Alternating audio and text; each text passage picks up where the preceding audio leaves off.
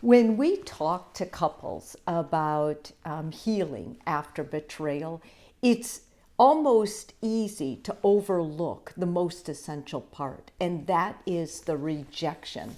The rejection the person feels who was betrayed. Because it's not just an emotional pain after being betrayed that causes the problem. It's a deep rupture in the attachment that that person had. We're all wired to expect safety and mattering to our partner. Betrayal threatens that sense of I am worthy. I am worthy of love. Mending the rejection is not about forgetting the event or moving after it or saying, can we just start over again? It's about reestablishing your sense of self-agency and dignity. And before you work on the relationship, you need to heal that within yourself. The core idea is you're not healing from infidelity itself. You're healing from what infidelity meant to you personally. And this is why every therapy case with a couple who has gone through betrayal or cheating, it's different. And it's different because what infidelity meant to the person who was betrayed is what determines whether the relationship is going to make it or not. I'm going to talk about that framework, what you can do, what has to happen in the relationship after infidelity that I think is going to help you. And the reason is because more than the relationship, I want to talk to the person who was betrayed. So name the wound for what it is, the attachment rejection. Infidelity says to the nervous system, I'm not chosen, I'm not enough, I can be replaced. There's a whole psychological injury of responses, not personal failures. If you feel like hypervigilance, waves of grief, anger mixed with longing, shame about why am I not over this yet, you're responding normally to relational shock. In other words, if you say that to yourself or to your partner who's trying to move through this with you, I want you to know there's nothing wrong with you. You are not broken. You were a healthy, attached person. And because the infidelity meant something so deep to you, these are normal questions that you ask yourself.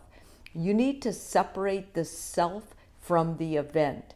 A helpful prompt that I can give you is the betrayal is a reflection of their capacity, the person who cheated, not my worth. So the more you're able to repeat that sentence, the betrayal is a reflection of their capacity, not my worth, you're going to start being able to separate yourself from the feelings of not being worthy to, wait a minute, this had nothing to do with my self-worth. This had to do with my partner's failure of character.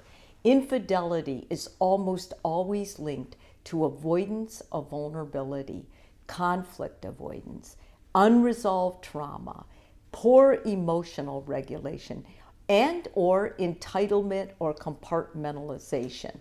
It is not proof that the betrayed partner was lacking. It was the betrayer who was lacking those things. Write this sentence, for example, and fill it in. Their choice came from blank. Which of those did their choice come from? Not from my unworthiness. Repeat it until your nervous system believes it, not just your intellect. So their choice came from their inability to be vulnerable, their inability to think of others, their selfishness, whatever, but not my worth. Rebuild the self before rebuilding the relationship. As I said in the beginning, you can't mend this relationship until you mend or work through what's going on for you, how infidelity affected you, the person betrayed. People often come in and say right away, how can we fix us, Mary Jo? How can we fix the marriage?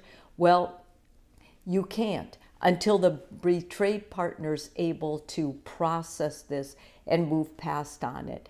That means their personal power has to be restored, their agency returned, and their identity reinforced. Their nervous system needs to be able to say, this was my partner who betrayed me issue, not my worth. It has nothing to do with me, has to do with their inability, their weakness, their flaw. Effective self-practice or repair practice would be something like reclaiming private space, journaling, therapy, or couching that it's yours, not shared.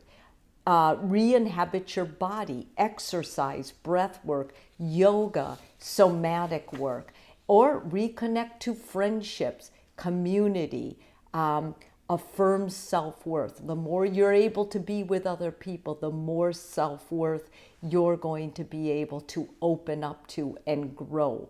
Self first, relationship second. And remember this, before you work with a marriage therapist to try and get back together, are you healed? The person being betrayed. The partner who betrayed must also actively repair.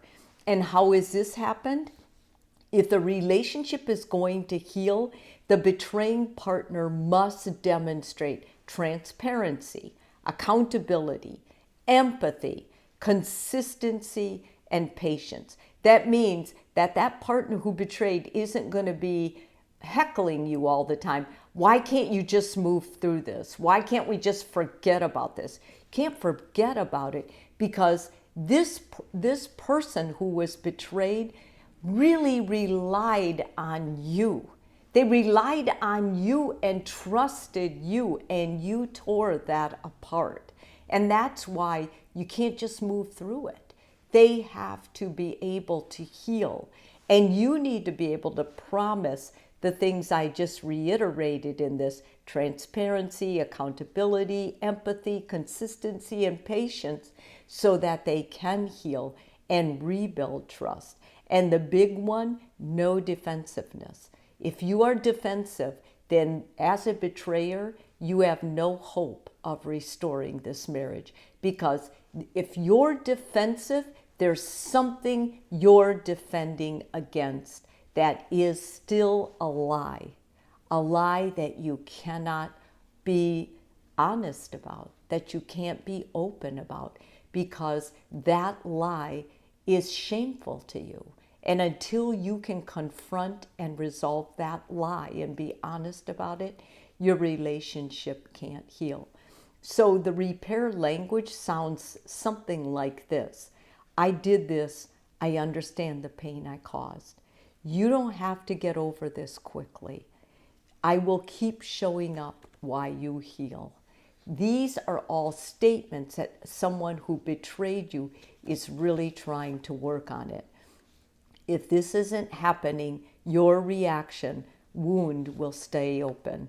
And basically, repair requires two people. So even if the betrayed partner is able to do their work and reclaim their agency, if the betrayer is not doing their work, the relationship cannot survive. And grieve what was lost. It's so important that we don't forget grief work in repairing after infidelity. And the reason is because not just the betrayal, but the version of your partner you believed in. You have to grieve that. That's not that person anymore. You need to grieve the imagined future you had together, because the future you had planned was with another person, someone incapable of infidelity. And your partner just proved that they can be lying, they can be cheating.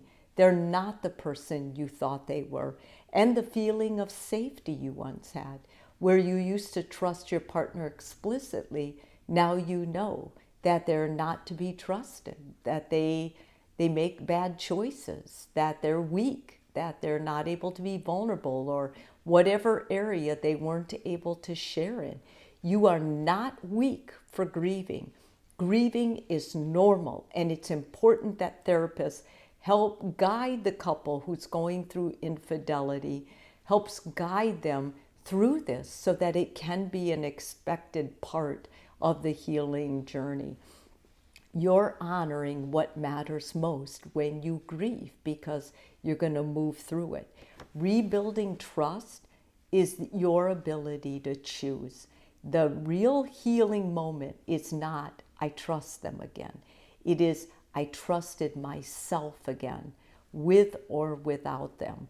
When the person who was betrayed has gained their trust in themselves and their agency and their strength, this is true repair, because you become someone who knows you are worthy of love regardless of what someone did to you. If this video is helpful for you, please subscribe. And if you're already a subscriber, thank you so much.